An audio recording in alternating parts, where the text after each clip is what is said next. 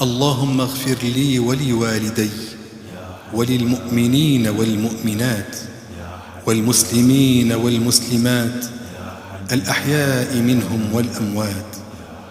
اللهم افعل بي وبهم عاجلا وآجلا في الدين والدنيا والآخرة ما أنت له أهل، ولا تفعل بنا يا مولانا ما نحن له أهل، إنك غفور حليم جواد كريم رؤوف رحيم. يا منان يا ذا الجود والإحسان، ثبت قلوبنا على الإيمان، نرجو عفوك والغفران.